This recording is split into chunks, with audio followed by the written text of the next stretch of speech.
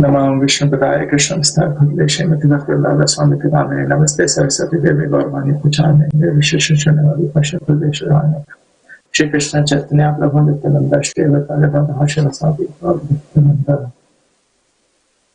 ओम ज्ञानतिमिरन्तस्य ज्ञानाञ्जनशलाकया चक्षुरुन्मिलितं तस्मै श्रीगुरुवे नमः। नारायणं नमस्कृत्य नरं चैव नरोत्तमं देवीं सरस्वतीं व्यासं ततो जयमुदीरये नष्टप्रायेषु भद्रेषु नित्यं भवतः सेवया भवति उत्तम श्लोके भक्तिर्भवति नैष्ठिकी। ओम नमो भगवते वासुदेवाय। ओम नमो भगवते वासुदेवाय।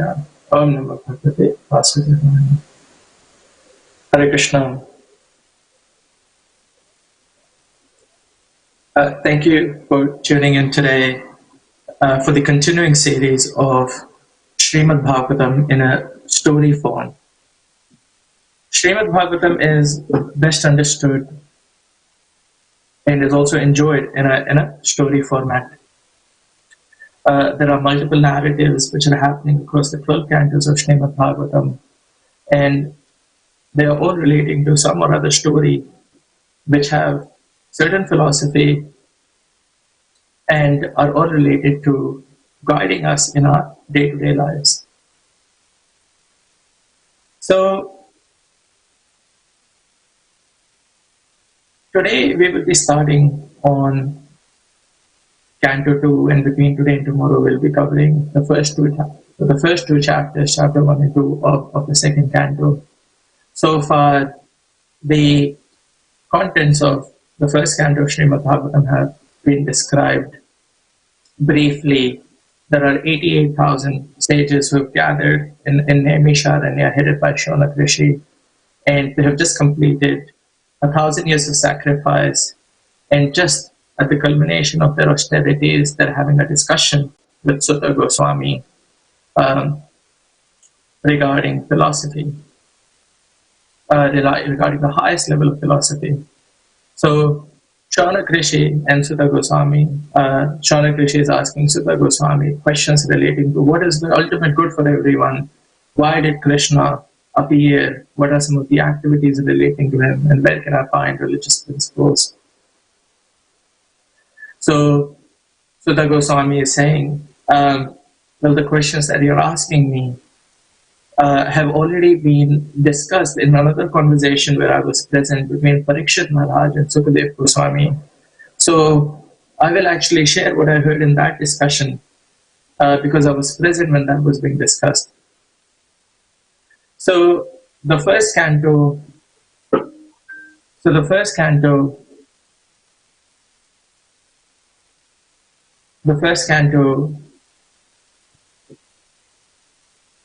describes the events from the end of Mahabharata to the birth of, leading all the way up to the birth of Parikshit Maharaj, and then him getting crushed by Shringi Rishi because of the offense that he caused to Shamik Rishi, Shringi Rishi's father. So while Shamik Rishi was in deep meditation, Parikshit Maharaj placed a dead snake around the neck of Shamik Rishi because he was unable to answer the calls of Parikshit Maharaj. And when Shringi Rishi found out, he cursed him to die of a snake bite in 7 days. So Parikshit Maharaj takes shelter of Parikshit Maharaj leaves his empire behind, takes shelter of the Ganges River. And he's seated there, and over time he's being joined by various rishis around the world.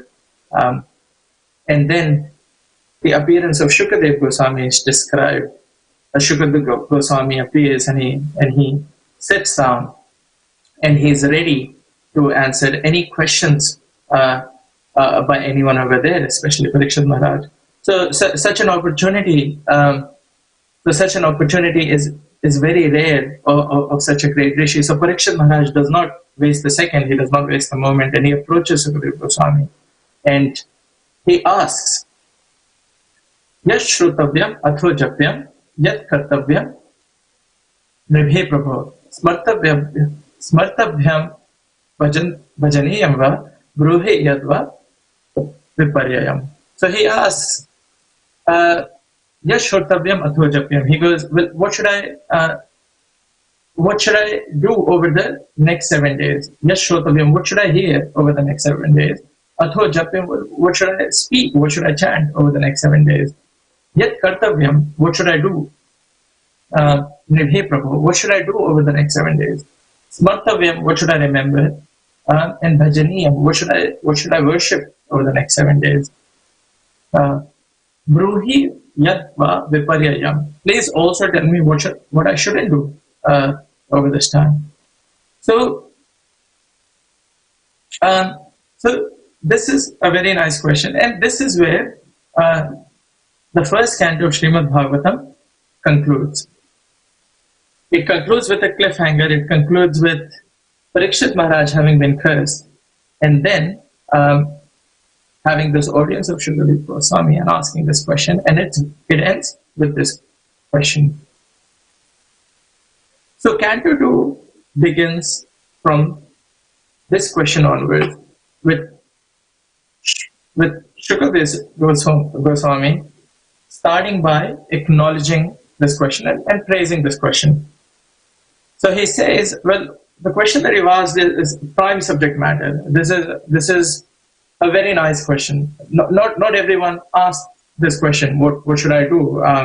What should I hear? What should I remember? What should I worship? Not everyone asks this question. So what you've asked is a prime subject matter. It's a very important question.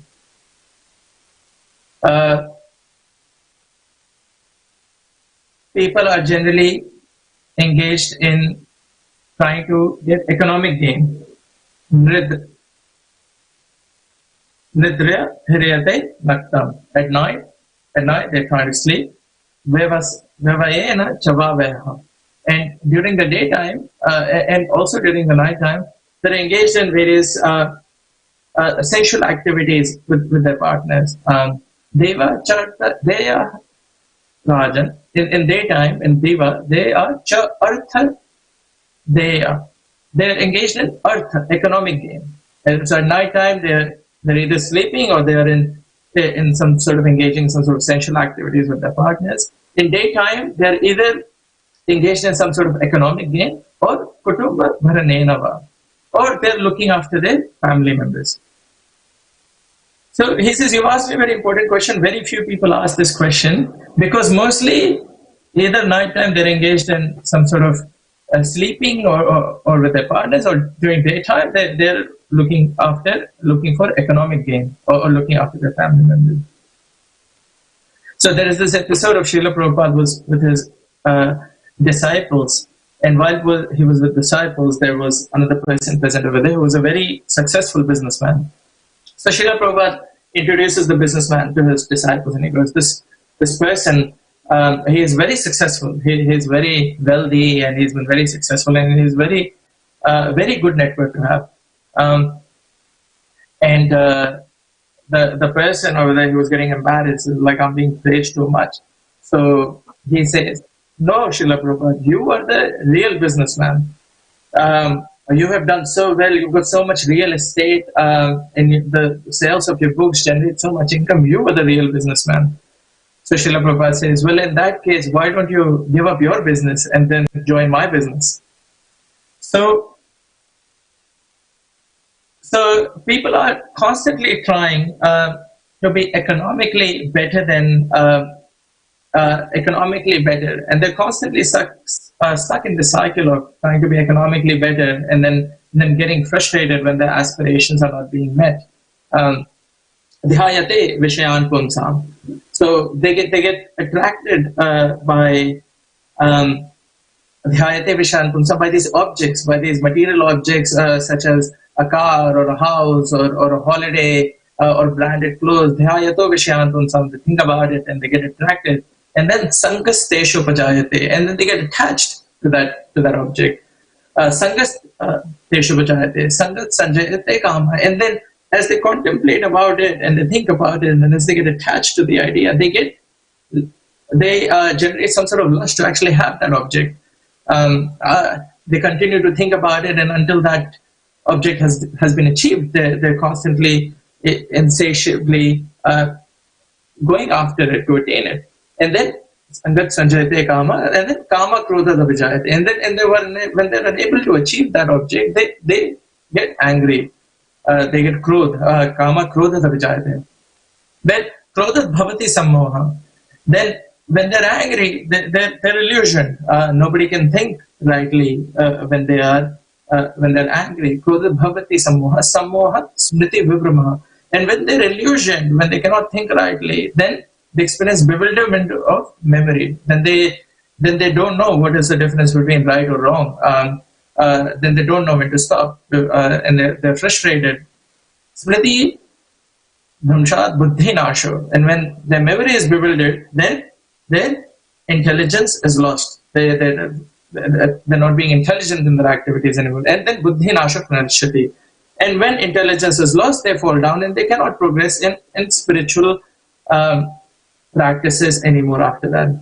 So this constant trying to be economically better than yesterday and then becoming frustrated because we cannot achieve what we want to achieve is a major reason why we cannot progress in spiritual life. So Sukadeva Goswami is saying, so you've asked this question which people don't generally ask. They're too busy maintaining their body or their family members, or they're too busy maintaining and feeding their senses. They're too very busy trying to go after unlimited wants rather than their basic needs. So it is said, Matirna Krishna Parhatosatova, because their mati, their inclination on Krishna, or on the Supreme Personality of Godhead, on Krishna never arises Parato, either because of someone else or Satova, or because of themselves. Matirna Krishna Paratoha Satova. So inclination of Krishna does not arise either because of someone else or because of themselves. So Mitho Apipadeta Griha Vratana. They're too attached, more than attached, they're addicted to Griha Vratana, to family life. To constantly trying to feed children's wants and so forth. And they're too busy with family life. Adata Gobar Vishatam Vishram.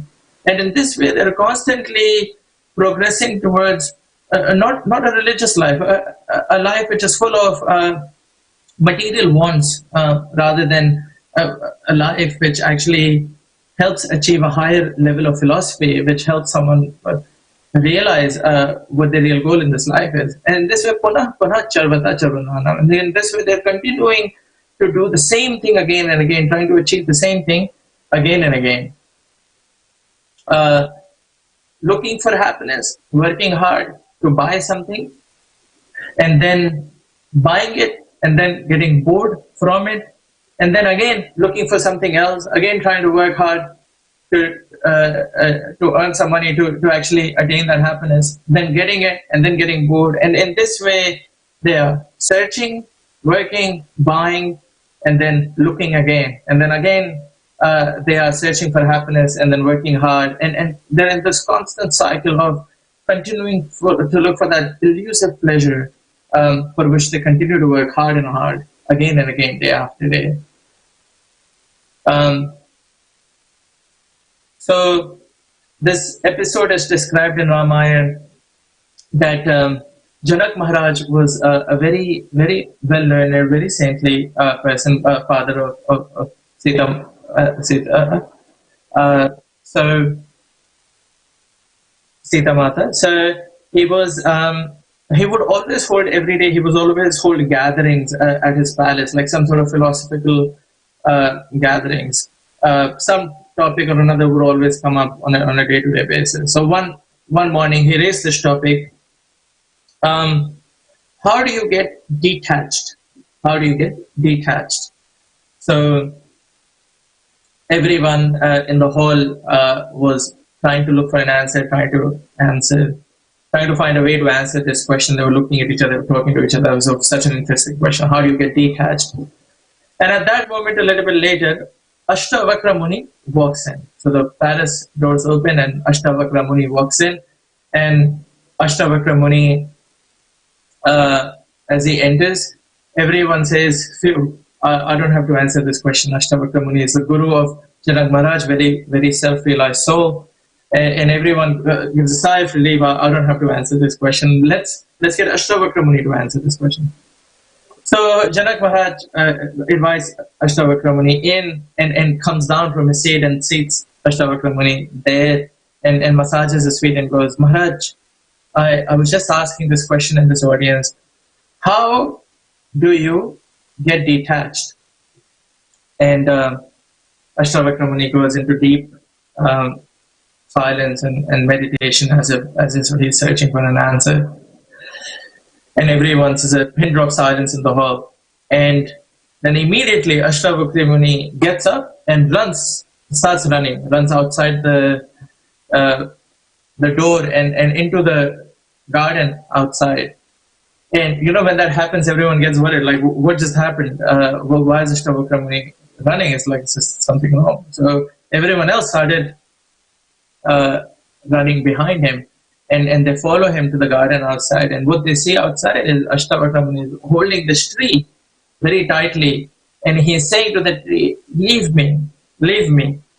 And then everyone circles around and people are thinking, well, what's wrong?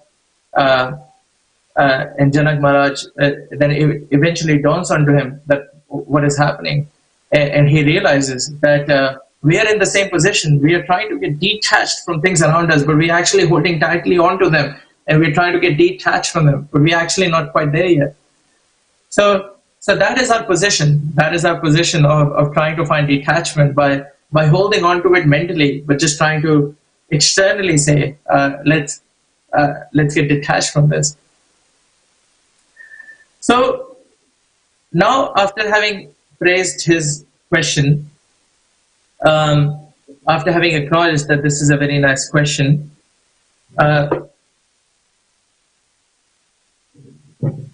Sukadev Goswami says, well, you've asked me a very good question.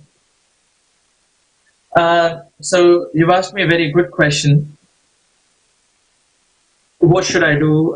What should I chant? What should I hear? So he says, well, now you have 7 days to live. What you now need to do is to prepare for your next life. So he says, Tavapi etarhi kauravya. So he says, oh Maharaj Parikshit, saptaham jivatadvihi. Now you only have 7 days to live. So upakalpaya tat sarvam. So only do those activities, upakalpaya tat sarvam. Only do those activities which will Tavadyat samparayikam, which will help you in your next life. Tavadyat samparayikam. So he says, only do those activities which will help you prepare for the next life. So purpose of this life is to prepare for next life. And now, the best way to prepare for next life is to hear, chant, remember, and worship Krishna. So he's saying, Tasmat Bharata Sarvatma Bhagwan Ishvaro Hari Shrotavya Kirtatavyascha Smartavyascha Cha Chetatabhyam. So he says, the best way to prepare for next life is to worship, remember, chant, and hear about Krishna. Tasmat Bharata Sarvatma Bhagwan Ishvaro Hari Shrotavya, hear about Krishna. Kirtitavya, chant about Krishna. Smartavya, remember Krishna. So that's the best way to prepare for next life. Why? What is so special about Krishna? Why can't he say meditate on someone else? So because Krishna is the source of all worlds. Mattha sarva pravartate iti matva bhajante ma buddha bhava samanvitaha. So aham sarvasya prabhavo mattha sarvam pravartate. Everything emanates from me. Mattha sarvam pravartate, and everything is being maintained by me.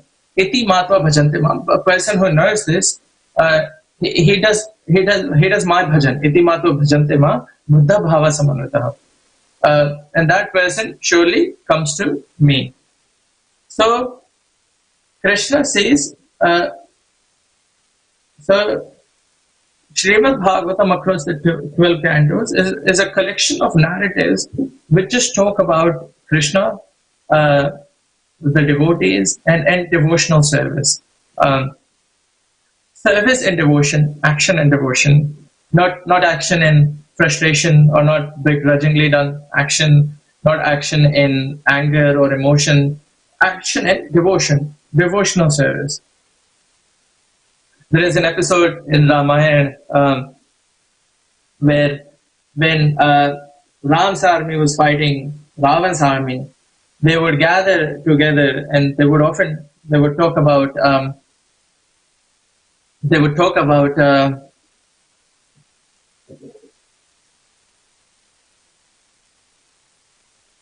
they would talk about how was their day. They would talk about the different activities they did in the day, and they would talk about who they killed, how many people they killed, how they do that. So the Vana Sena, they would talk about I killed 5 demons, I killed 6 demons. How many did you kill? I killed 7 demons. And in this group, there was this Vana, there was this monkey who would always stay behind in the battle. He would never try and go and fight the battle from the front. He was, you could call it, he was slightly afraid, so he would stay back. So this group, they would always try and take some fun out of him. So what did you do? And then he would have nothing to say. And then he would say, he was at the back. He wasn't getting involved in the fight. He was just keeping safe. So this monkey would get frustrated. He was like, why is everyone talking to me like this? Like, I'm brave as well. I'm Ram's army, and I want to fight for him, and I'm brave. So next day after the battle, everyone sits down and everyone's talking again. Today, who did what? Who won battles against whom? And they asked him, so what did you do? And he goes, this person goes, today I won over someone. Today I killed someone. Today I cut this Rakshas down. He goes, oh, tell us what happens. Everyone's quite amazed, like, oh, this person never fights, and suddenly he has a story to tell. So he goes, tell me, what you do? So he goes, well, this Rakshas, his left hand, I cut it. And so everyone's like, oh, okay, then what did you do? He goes, this Rakshas's then right hand, I then went and I cut his right hand. So everyone's like, oh, wow, okay, you did that. What did you do after that? So he goes, well, then I went to his left leg and I cut his left leg. Like, oh, wow, you did that as well. Then what you do next? He goes, well, then I went to his right leg and I cut his right leg. Like, wow, what you do next? I was like, that's it. So it's like, well, you did everything. Why did you cut his head off? He goes, no, somebody had already cut that before. So Krishna sees the service in devotion. He does not necessarily the action that we do, or he does not see the actual result. He sees the service that we do in devotion. He sees our effort. However, we are too busy trying to find a permanent place for ourselves in this temporary world. Prakriti kriya manane gunahi karmani sarvasha. We are being attracted by these various natural elements of this Prakriti. We're trying to get attracted by a whole lot of other things which is going on out there. Gunahi karmani sarvasha ahankar vimudatma karta ham iti manyate. And we're ignorant about it, and we're thinking that we are doing things and we are the doer, but we're actually just being influenced by different natures, different Prakriti, different forces of the Prakriti. So the real benefit is that which helps us escape this cycle of birth and death. Rather than keep us trapped in this constant cycle of trying to find happiness, then getting frustrated when that happiness is not met. So, Puranapi Jananam, Puranapi Mananam, Puranapi Janani Jatare Sayanam. We are being born again and again. Puranapi Jananam, born again and again. Puranapi Jananam, we are dying again and again. Puranapi Janani, from a different mother we are taking birth. Puranapi Janani, Jadhare Sayanam, from a different mother, life after life we are taking birth. Different variety of fishes, different variety of mammals, different variety of species. We're taking from a different mother, we're taking birth again and again. Eha samsare bahudustare. And in the samsar, there's heaps of misery in all different species of life. Eha samsare bahudustare. Kripya pari pahe murare. Just murari, please help me cross over this material existence of life. So, there is this episode described of the scientist who did a study on a rat, and the study he did was he put a rat in a cage, and on one side of the cage, on his left, he put puri, and on the right side of the cage, he put the current, and he watched the activities of that rat over the week, over 7 days. So rat smells, and he goes to the side of puri, and the rat finds some sort of enjoyment in the puri. Then the rat goes a little bit to the right, and the rat says that there is a current over there. So so the rat goes to the left. There is current. The rat goes to the right. There is puri. And the rat figures out over the 7 days, okay, if I were to go to the right, there is some sort of enjoyment puri. If I were to go to the left, there is the current, and I won't enjoy that experience. So the scientist watches the rat over a week, and at the end of the week, what the scientist does is he flips the puri and the current. He puts the current on the other side and puri on the other side. So now the rat tries to go to its right, thinking that he will find a puri, but no, he gets the current. So the rat's bewildered. Why am I getting current over here? I thought I was going to find a puri. And then goes to and then over the week, sniff, and he goes to the left, and he goes, puri, oh, puri is over here. So he figures out, if I were to go to the right, it's no more fun. If I were to go to the left, puri is over there, I'm going to enjoy over there. A week later, the scientist switches it again. Switches the puri on the right, current on the left. And then the rat again tries to just get confused, bewildered. Oh, well, I thought I was going to enjoy over here. Now I have to go this side. And in this way, over a couple of months, the scientist continues to weekly change the location of the puri in the current. At the end of the couple of months, he opens the door of the cage. And voila, what does the rat do? The rat is still going left or right, left or right. He's not trying to escape the cage. He's trying to go left and right. And that is our situation. We are trying to go left and right, trying to find happiness, then eventually finding distress, and then going to the right, and then finding happiness, and then eventually finding distress. And we're just moving in this cycle of happiness and distress rather than trying to escape this cage. So, with the dialogue so far between Parikshit Maharaj and Sukadeva Goswami, it's like, what should I do? And Sukadeva Goswami says, well, you should chant, hear, remember, worship Krishna. You should prepare for your next life. Best way to do that is with Krishna consciousness. There is a natural question, can I become Krishna conscious in 7 days? Can I get rid of all the impurities in my mind, all the attachments in my mind in 7 days? So the next thing with Sukadeva Goswami does is he gives the example of Khatvang Maharaj. So Khatvang Maharaj comes from the lineage of Sri Ram. So Sri Ram's father was Dashrath, Dashrath's father was Aja, Aja's father was Raghu, Raghu's father was Dilip, and Dilip's father was Khatvang Maharaj. So the episode of Khatvang Maharaj is described where Khatvang Maharaj was a very brave warrior. He was a very learned, skilled warrior, and he was often called upon by demigods to help with their various activities. So once a war broke out between demons and demigods, and Khatvang Maharaj was called upon by the demigods to help them win the war against the demons. And Khatvang Maharaj fought so bravely, valiantly, that the demigods won. And the demigods said, well, ask for anything, ask for any boon that you want, we'll give it to you. So he said, well, give me Krishna Bhakti, give me devotion to Krishna, devotion upon Krishna. And the demigod said, well, that we cannot give you. So Khatwang Maharaj is like, okay, you cannot give me that. Well, then tell me, how long do I have before I die? So they said, okay, that we can tell you, you will die in 24 minutes. 24 minutes, that's it? Like, yes. So, well, then take me back to my home earth right now. So the demigods took him back.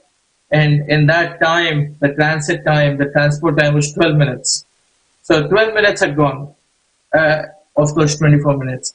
So in the 12 minutes, Khatwang Maharaj sat himself in a lotus-like, in a muni position, and he focused his mind on lotus feet of Krishna. And then 12 minutes later, he attained the association of Krishna. He attained Golok Dham. He went back to Krishna. And this episode is described as a way to encourage Parikshit Maharaj that do not think that 7 days is not enough for you to attain Krishna consciousness. Khatwang Maharaj did it in 12 minutes. So now, after having described this episode, Sukadev Goswami encourages Parikshit Maharaj to practice detachment. If we are attached to everything around us, then we won't be able to focus on higher levels of philosophy. So Srimad Bhagavatam across the 12 cantos is trying to guide us to redirect our attachment from the objects around us to Krishna and to Krishna's devotees. The success of advertisements in today's world, TV advertisements, billboards and so forth, that success depends largely upon how successful they are in influencing us to buy something that we do not want to buy. So many years ago, the smoking company, Marlowe Smoking Company, was in a little bit of it was trying to strategically grow, and they had seen that their sales were kind of plateaued. Their sales weren't growing, and they were an ambitious company, and they wanted to grow. So they went around and they asked. Various people, how can we grow? So they paid a whole lot of money into a whole lot of advertisement agencies. Tell us how we can grow. This advertisement agency comes back and goes, well, right now, if you think about it, we're only targeting 50% of the population because your sales are mostly to males. You're actually, the other half of the population is untapped because no female is buying smoking. So they said, we should target females now if you really want to grow. And what they did was they went to the most successful actresses, American actresses, and said, well, why don't you pose in our ad with a smoke in your hand and we will pay you handsomely for it.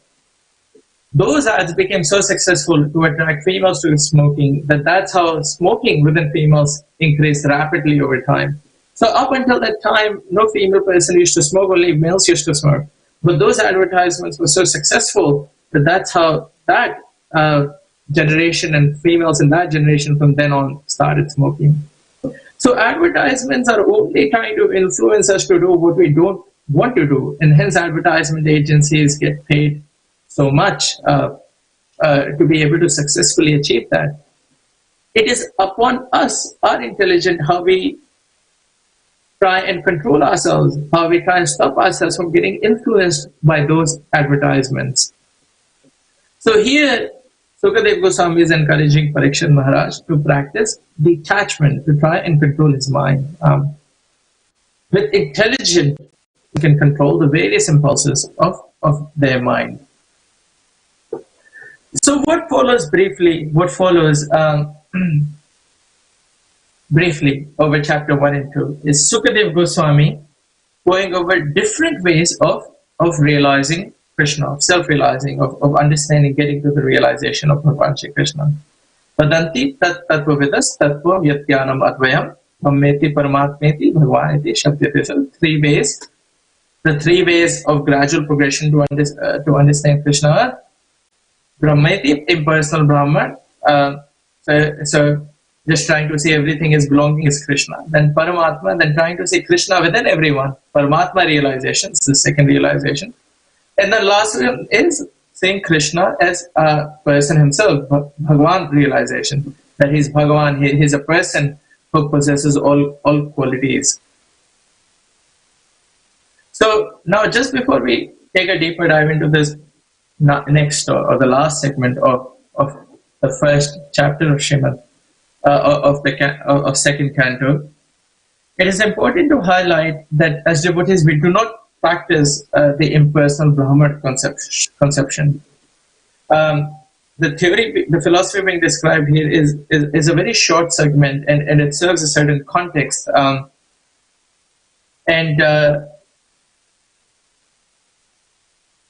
What we try to do is practice the Bhagwan realization, which is described in later chapters and later contents. So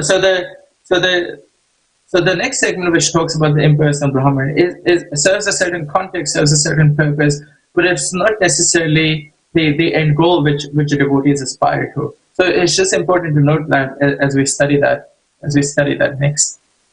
So in the dialogue so far, what has happened is Parikshit Maharaj has said, "What do I do?" And Sukadeva Goswami said, "Well, you need to prepare for your next life. The best way to do that is to chant Krishna's names, to think about Krishna, to worship and remember him. Try to practice detachment. You can do it. It's possible to do it in 7 days. Try to practice detachment. The first thing that you need to do is try to control your mind. The first thing that you now need to do is try and control your mind. So one way to do that is to focus on the Virat Rup of the Lord. One way to control your mind is to focus on the Virat Rup of the Lord. So what does that mean? So that means when you see an ocean, then that is the waist of Lord Krishna. When you see rivers, those are the veins of Lord Krishna. Veins are his hair. Wind is his breath. Horse, elephant are his nails. Outer space are his eye pits. The sun is his eyeballs, and the heavenly planet Satyaloka is his head. So this philosophy is being encouraged at this point in time, at just the beginning of this conversation, and later on, Sukadeva Goswami moves on to describe the Paramatma feature of the Lord, and then the Bhagwan, the personal realization of Lord Krishna himself. So the idea here is trying to see everything around us as a bodily limb of Krishna. While devotees do this, we do not necessarily stay here. We move on to the devotional aspect, to the personal realization of Krishna, which is described later on. So the primary content of the first chapter is encouraging Parikshit Maharaj that you have to become Krishna conscious in the next 7 days.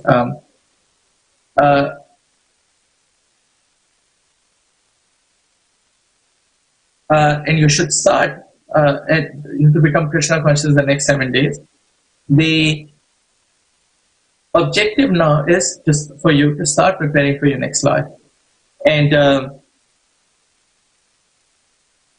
you should do that by remembering Krishna. But for now, just start by getting detached from the various objects around you, and start by controlling your mind. And one way to do that is by thinking of everything around you as